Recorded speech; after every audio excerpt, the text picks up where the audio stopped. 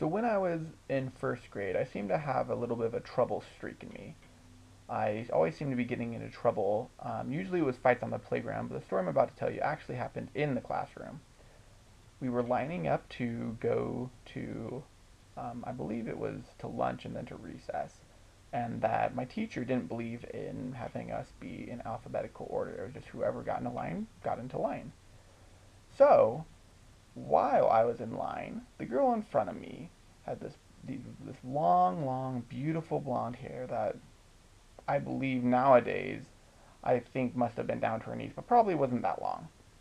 Anyways, we were standing next to the counter, and I was bored because we were waiting to go to lunch, and I was hungry and wanted to play. Anyways, I noticed on the counter next to me was a pair of scissors. Now, I don't know why I did this.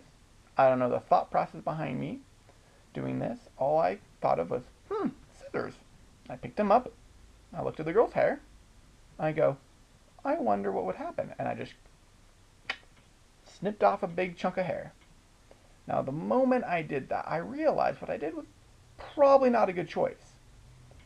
But to try and hide it up, as a first grader would, I grabbed a nearby envelope and placed the hair inside of it, thinking, haha, it's no one can see it. I'm just going to put it away. Probably throw it away in a trash can on the way to lunch.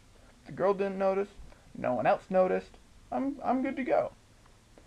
So while walking to the cafeteria, my teacher noticed I was carrying an envelope and a lunch bag. And so she stopped me and said, Ben, what's in the envelope? Well, I didn't know what to say. So the teacher grabbed the envelope, opened it up, noticed the hair, noticed the girl in front of me had a beautiful chop job on her hair, and I got detention.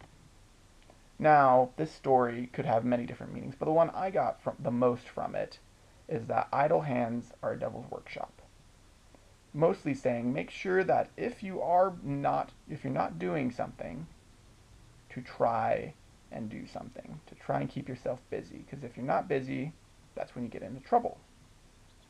When you get into trouble, there's consequences that are not good.